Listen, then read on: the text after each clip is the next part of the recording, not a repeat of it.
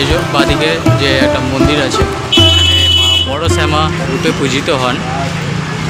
চলো তোমাদের সামনে থেকে দর্শন করাই।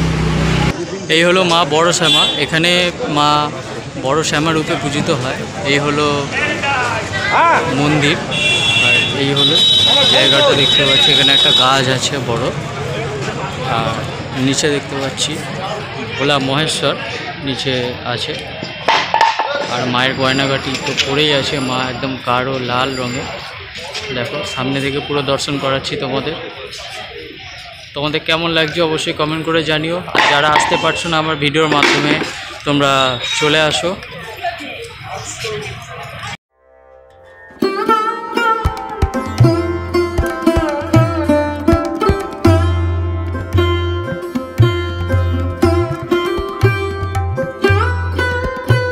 এবারে আমি গুটি গুটি পায়ে চলে এলাম মেজো শ্যামা মায়ের, তোমরা আমার ভিডিওর মাধ্যমে দেখতে পাবে।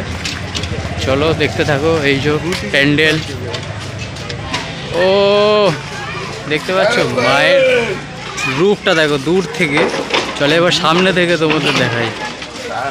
এই হলো মেজো শ্যামা মায়ের সেই মন্দিরটা। এটা কিন্তু একদম বাঁধানো মন্দির, দেখতে পাচ্ছ বিশাল বড়। ও দারুণ লাগছে।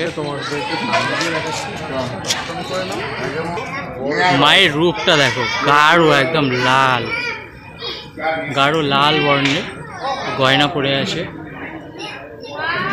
মায়ের 4টে হাত দেখতে পাচ্ছ। আর এখানে দাদারা সেট আপ করছে। এখানে একটা মন্দির আছে ছোট্ট। এই হলো মায়ের মেজো মা। তোমাদের কেমন লাগলো অবশ্যই কমেন্ট করে জানিও। চলো পরবর্তী পূজা প্যান্ডেল দেখাই। এবারে তোমাদের দর্শন করাবো শ্রী সেজো শ্যামা মাতা।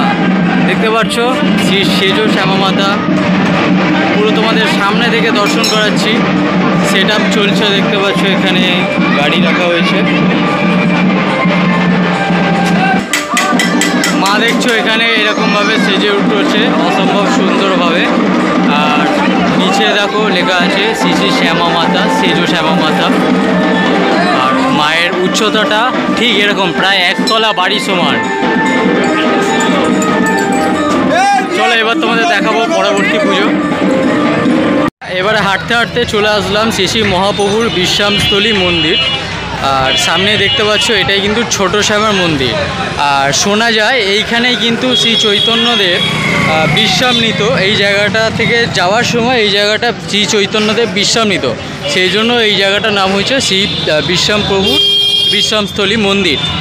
আর এখানেই শ্যামা পূজার পূজিত হয়। চলো দেখাই। এই যে দেখতে পাচ্ছ শ্রী শ্রী শ্যামা পূজা। ও মায়ের মূর্তিখানা দেখো।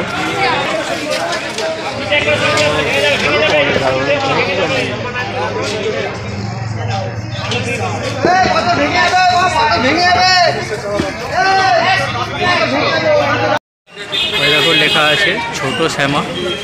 আর এই জায়গাটা কাজগুলো দেখেছো অসম্ভব সুন্দর কাজ। আর গয়না তো পরানো হয়েছে মায়ের মুখে। তোমাদের যদি ভিডিওটা ভালো লেগে থাকে একটা লাইক কমেন্ট এবং শেয়ার করে দেবে। আর ভিডিওতে যদি আমার কোনো ভুল হয়ে থাকে তাহলে তোমরা আমার কমেন্ট সেকশনে আমাকে বলতে পারবে, আমি সেই ভুলটা সংশোধন করার চেষ্টা করব।